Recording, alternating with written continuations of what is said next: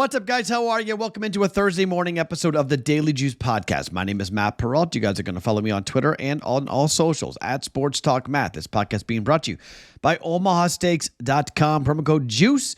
Fantastic offerings for Father's Day. It is rapidly approaching in the month of June. Go check it out. Use the promo code JUICE to save money on the Dad Spectacular packages they got available. All sorts of good stuff at OmahaSteaks.com. Promo code JUICE for Father's Day. Okay. So, good day last night, good day night before. We have had a winning night 3 of the last 4 nights, and we've won more than 2 units 3 of the last 4 nights. That's a nice little heater here, okay? Now, normally when these things are happening, there's a cool down coming, okay? Could be one of these nights, okay? Just I'm waiting for it. I'm always waiting for it, just the way that I am. I'm sort of a pessimistic gambler when it comes to this stuff. I know the coin's going to flip at some point, so we've been, rolling pretty well here. Quick little update. I am on a red-eye flight tonight back to Boston. I'm in Boston or New Hampshire for Friday, Saturday, Sunday, and Monday night flying back to Las Vegas. So I have no idea when the podcast will drop. I know the podcast tomorrow. I'm going to tape it before I get on the plane. So my gut is somewhere around like 9 o'clock Eastern. The podcast will drop for Friday morning. Just a heads up on that. And then I have no idea the rest of it. Saturday and Sunday and Monday, I don't know when the podcast will drop. So just have a heads up on that. Most likely I won't know the outcome to some of these bets. I'll just give you the picks and the plays. You know how it is when I'm on vacation. This is a quickie, 7, 8, 9 minute pod max for us to get it in and get it off going. So just a heads up as to how the podcast is going to roll for the weekend of Memorial Day. But today is a Thursday. We got another run line bet right in baseball. That's back-to-back run line bets. That's good. Braves come through for us. Phillies came through the day before. That's good there. We get basketball right and the middle. If you're on the Discord channel, I officially took under 222.5. Okay, that was an official play. Over 207.5 was official. We went 3-1 yesterday, 2-0 in basketball, and I bet +4. I told you last night I was leaning +4 with Dallas. I went 3-0 in that game last night, so did very well last night on Dallas and their victory in Game 1. I should have bet money line. I chickened out because I thought they'd win the game. I said it last night here on the pod. I thought Dallas would win Game 1. Should have taken it. Dallas wins Game 1. Instead, took the +4. And, we get there with that. We did not get hockey right. Hockey, 3-0 win for the Panthers. We played over 5.5. So, Bobrovsky was great. After questioning Bobrovsky, he was tremendous. So, that was wrong on that. So, 3-1 night last night for that. So, let's go to today. The Celtics game is going to be kind of boring. It's a rinse and repeat day for me, except for one of the props. 1 bet, 2 props. What are we betting? Team total Boston Celtics over 60.5. It was 59.5 in Game 1. They scored 64 points. It's 60.5. It is high. I'll give you that. Even money at DraftKings. This is an even money play. Boston scored 64 points in Game 1. They could have easily scored 60. I'll give you that, okay? This very well may miss, but this is just a principal play because I don't think either Indiana or Boston will play slow. The number 225 from a total perspective is coming down. Why? Game went to overtime, but it would have cleared 225 before overtime. So I'm not. Are we going to see something totally different? I don't think so. Yeah. Boston Celtics team total over 60.5. Until that gets to 62, I'm going to bet it when Boston plays at home. When it gets to 62 at home, I'll stop.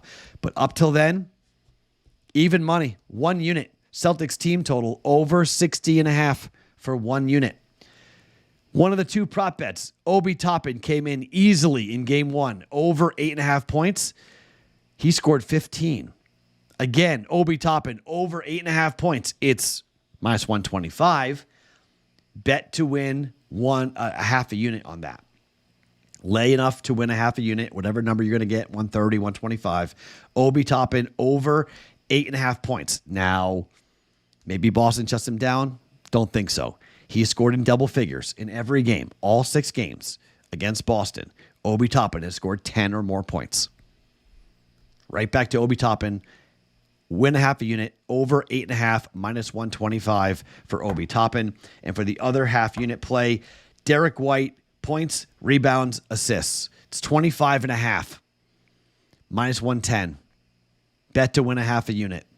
Look, Derek White's a player that I like a lot. I've liked him for a long time. He hit this number in game number 1. Now, you can say, Matt, it was overtime and whatnot. I'll give you that. But Derek White scored 15 points, had 9 assists, grabbed 6 rebounds. That's 30. That's way over 25.5. He's a player that on average, you go, all right, if you get an average game out of Derek White, what do we get? Well, that's 15 points, 4 rebounds, and 9 assists. That puts us right on this number. Okay? That's exactly where this number is at the moment. 24.5, 25.5. Let's get an average Derek White game, him knocking down a bunch of threes, grabbing a bunch of rebounds, and passing the basketball. Over 25.5 points, rebounds, assists for Derek White, who I think is the best player for the Boston Celtics, at minus 110 to come in and win a half unit. Okay, so Obi Toppin over 8.5 points, Derek White over 25.5 points, rebounds, and assists. Celtics team total over 16.5 for 1 unit. That's our play or 2 or 3 plays on game 2 of the Eastern Conference Finals. To baseball, it's Paul Skenes Day. I'm going to make the same bet I made in Chicago. You guys didn't play it with me because I played it at the counter. I played it in person. We laid 105, but the number rose to minus 120 for the Pirates over the Cubs. Paul Skenes' strikeouts were 6.5. Paul Skenes, no hits, 6 innings, 11 Ks.